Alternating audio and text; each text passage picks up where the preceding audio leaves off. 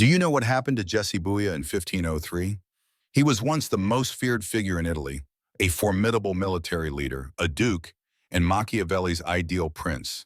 Yet by 1507, he lay dead in a ditch, betrayed by those closest to him. The ones who shake your hand, smile at you, and wait for the perfect chance to strike, they never warn you. That's the reality of this world. Perception cuts deeper than truth. Today I'm going to reveal what Machiavelli actually meant when he wrote The Prince.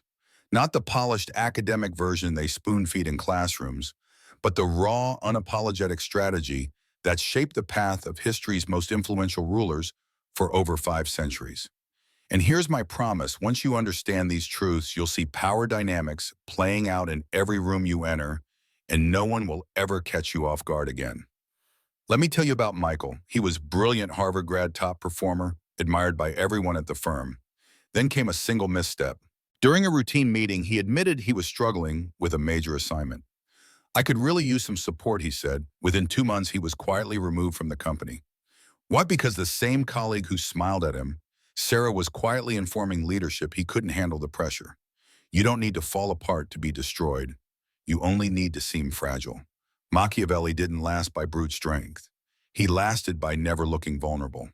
The first law of power is simple: never show your wounds to wolves. Even if you're breaking inside project, the readiness to strike. They won't target you because you're weak. They target you because you seem weak. When I was 27, my startup was on the brink. Investors were bailing, co-founders were panicking, and my bank balance read 300 for. But every morning I suited up, walked into pitches with absolute composure, and spoke as if triumph was inevitable. One investor later told me I was going to pull my last funding until I saw the confidence you carried when everything was collapsing. That's when I decided to invest more. Perception created momentum.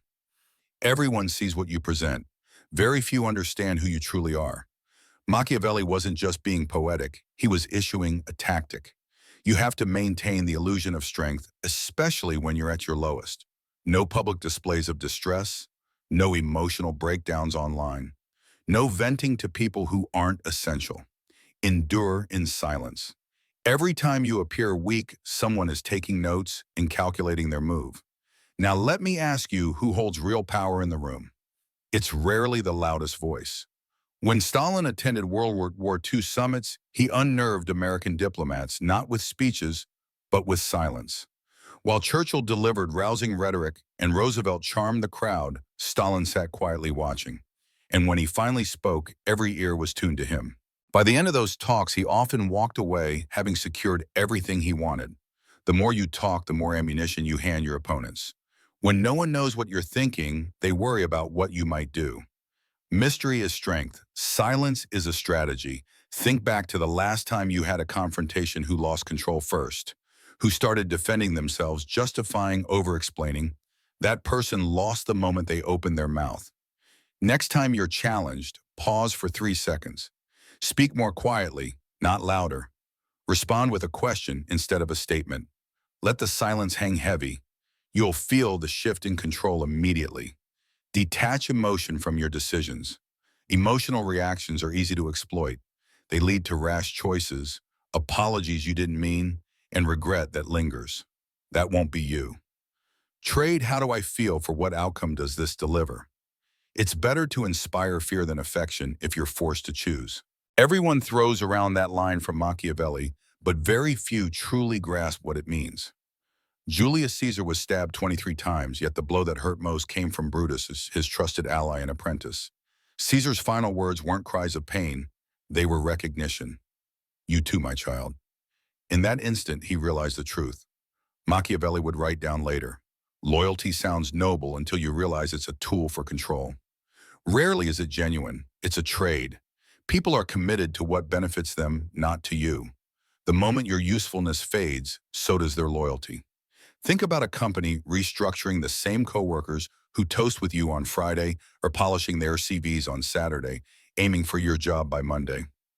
Watch any celebrity scandal. Once the fame fades, the entourage vanishes too. If you want real protection, forget the illusion that loyalty shields you. It doesn't. Only power does. Replace emotional ties with strategic leverage. That's what keeps people aligned. If someone only respects you because they like you, they'll abandon you when they don't. But if they need you or fear what happens if they betray you, they'll stay loyal even if they secretly despise you. That's the ugly truth most won't say aloud, but it's power that keeps people in line. So how do you become that person? Make yourself irreplaceable. Be the one who can solve the problems no one else can. Control key assets, access, influence information. Build a reputation that makes betrayal a dangerous gamble. And above all, never let anyone see how much you rely on them. I learned this the hard way. A business partner tried to edge me out of my own company. While he was scheming, I was quietly building ties with our top 3 clients. When he made his move, I simply let those clients know I might launch a new firm. Within 2 days, they turned on him. I didn't yell, didn't threaten, I just used leverage, and that was enough. Your gut reaction is to strike back immediately to prove they hurt you to make them pay. But that's exactly what they expect from you. It's what they want. In 1929, amid the blood-soaked Chicago gang wars, 7 members of Bugs Moran's crew were executed against a brick wall by men working for Al Capone. The St. Valentine's Day Massacre shocked the nation. But what most people forget is that Capone wasn't even in Chicago. He was relaxing in Florida, carefully building an alibi, while his hand-picked team executed his plan. It happened months after the initial slight. He didn't lash out. He waited, and when he responded, it was with precise, devastating impact. Hesitating is a luxury those in power can't afford, but knee-jerk reactions are the tools your enemies pray you'll reach for. Once you let emotions take over, logic disappears. Machiavelli knew this long before modern psychology labeled it. He didn't glorify revenge, he weaponized patience and timing.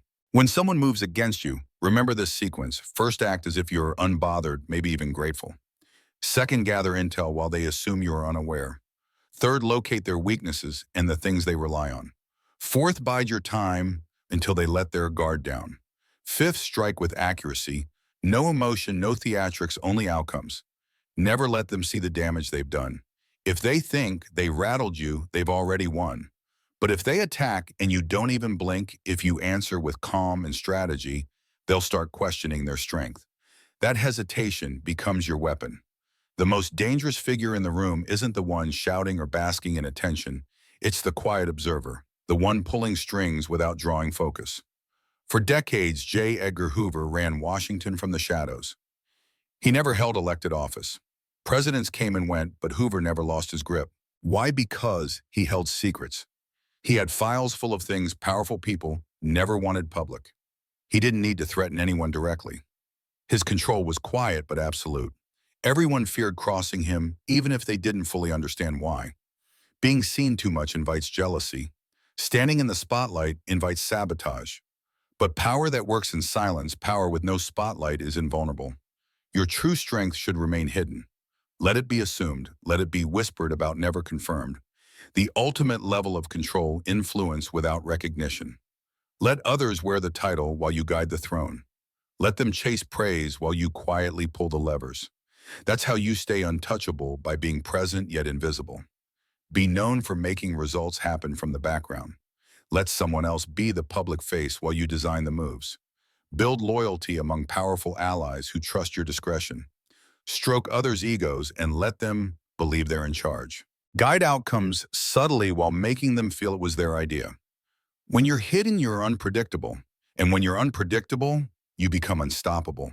Silence is your sharpest blade. Mystery is your armor. Everything I've told you today rests on a single principle. In a world ruled by emotional reactions, the strategist always comes out on top. The untouchable don't just make it through, they dominate because they perceive what others overlook. First, perception becomes reality. Carefully shape how others perceive you. Second, silence holds power. Talk less, watch more. Third, loyalty is rarely pure, it's an exchange. Build leverage instead of blind trust. Fourth, reacting is weakness. Choosing your response is real strength. Fifth, exposure invites danger. True power operates from the shadows. Remember the investor who stood by me when my company was crumbling. 3 years later, we exited that business with an 8-figure sale. At the celebration dinner, he leaned in and said, "I didn't invest in the company, I bet on you, on how you held yourself together, when everything was falling apart. That's when I understood being untouchable isn't just survival, it's composure under fire. Machiavelli wasn't preaching cruelty, he was teaching survival in a brutal world that already existed. His ultimate insight, the most powerful individual isn't the richest, the most armed, or the most adored. It's the one who stays composed when others try to tear them down, the one who can smile when under threat, walk away when lured, rise when shattered. That's what it means to be truly untouchable. Now you understand.